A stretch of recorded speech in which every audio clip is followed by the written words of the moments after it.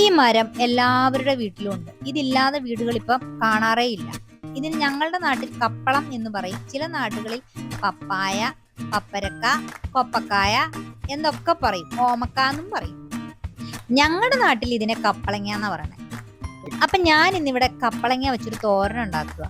അതിനാദ്യം നമ്മൾ കപ്പളങ്ങ ഗ്രേറ്റ് ചെയ്ത് വെച്ചിട്ട് അതിലേക്ക് അല്പം മഞ്ഞപ്പൊടിയും ഉപ്പും ചേർത്ത് നന്നായിട്ട് നമ്മൾ കൈ കൊണ്ടൊന്ന് തിരുമ്മി വെക്കണം. അത് തിരുമ്മി വെച്ച ശേഷം അതിലെ വെള്ളം ഊർന്നിറങ്ങും. ഒരു 10 മിനിറ്റ് നമ്മൾ അത് ഇങ്ങനെ വയ്ക്കണം. അത് കഴിയുമ്പോൾ അതിലെ വെള്ളം നമ്മൾ പിഴിഞ്ഞ് കളഞ്ഞിട്ടാണ് നമ്മൾ ഈ തോരന് വേണ്ടിയിട്ട് എടുക്കുന്നത്.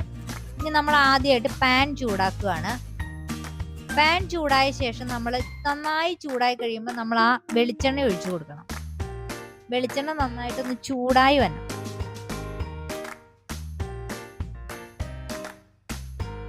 വെളിച്ചെണ്ണ ചൂടായി കഴിയുമ്പോൾ നമ്മൾ ചേർക്കേണ്ടത് കടുകാണ്. അപ്പൊ നമ്മൾ അതിലേക്ക് ആവശ്യത്തിന് കടുക് ചേർത്ത് കൊടുക്കണം.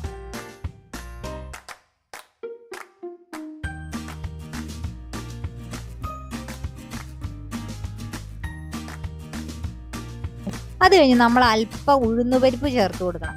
തോരനൊക്കെ നമ്മൾ കടുക് വറുക്കുമ്പോൾ ഉഴുന്നുപരിപ്പും കൂടെ ചേർക്കുമ്പോൾ ഇച്ചിരി സ്വാദ് കൂടും. അതുകൊണ്ട് നമ്മൾ ഉഴുന്നുപരിപ്പും ചേർത്ത് കൊടുത്തു. എന്നിട്ട് നമ്മൾ ഇത് രണ്ടും കൂടെ നന്നായിട്ടൊന്ന് ഇളക്കി കൊടുക്കണം.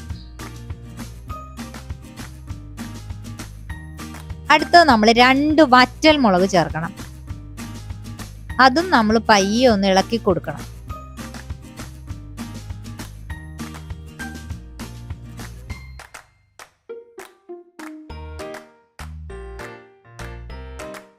നമ്മൾ അടുത്തതായിട്ട് ചേർക്കേണ്ടത് ഒരു തണ്ട് കറിവേപ്പിലയാണ്. കറിവേപ്പിലയും കൂടി ചേർത്ത് നമ്മൾ വീണ്ടും ഒന്ന് ഇളക്കിക്കൊണ്ടേയിരിക്കണം.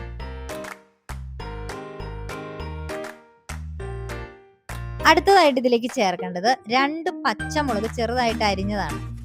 അത് ചേർത്ത് കൊടുത്ത് നമ്മൾ വീണ്ടും ഒന്ന് ഇളക്കണം. ഇളക്കി എല്ലാം കൂടി യോജിപ്പിച്ച ശേഷം നമ്മൾ അടുത്തതായി ചേർക്കേണ്ടത് നമ്മൾ അരിഞ്ഞു വെച്ചിരിക്കുന്ന ചെറുതായിട്ട് അരിഞ്ഞ സബോളയാണ്. അത് നമ്മൾ ഇതിലേക്ക് ചേർത്ത് നമ്മളെല്ലാം കൂടെ നന്നായിട്ടൊന്ന് വീണ്ടും യോജിപ്പിച്ചു കൊടുക്കണം.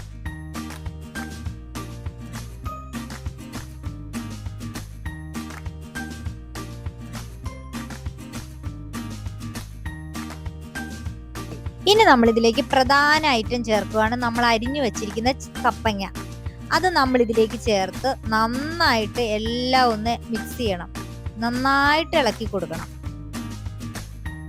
ഇനിയാണ് നമ്മൾ ചിരണ്ടി വെച്ചിരിക്കുന്ന 1 കപ്പ് തേങ്ങ ചേർക്കണം.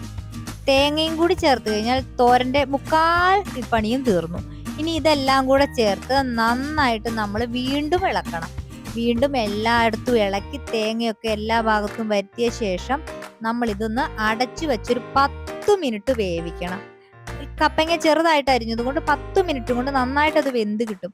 പിന്നെ നമ്മൾ ആദ്യം ഉപ്പ് ചേർത്തത് കുറച്ചേ ഉള്ളൂ. അതുകൊണ്ട് ആവശ്യത്തിന് ഉപ്പ് ഒന്നുകൂടി ചേർത്തിട്ട് നമ്മൾ ഒന്നുകൂടി ഇളക്കി കൊടുത്ത് നമ്മളൊന്ന് അടച്ച് വെച്ചൊരു 10 മിനിറ്റ് ആയി കഴിഞ്ഞാൽ നമ്മുടെ തോരൻ ഇവിടെ റെഡി ആയി കഴിയും. ഈ തോരൻ അത്ര പുതുമയൊന്നും ഉള്ളതല്ല, എല്ലാവരും ഉണ്ടാക്കുന്ന തോരന. പക്ഷെ ഞാൻ ഉണ്ടാക്കിയപ്പോൾ എൻ്റെ രീതി ഞാൻ നിങ്ങളെയും കൂടി ഒന്ന് കാണിച്ചു തന്നു.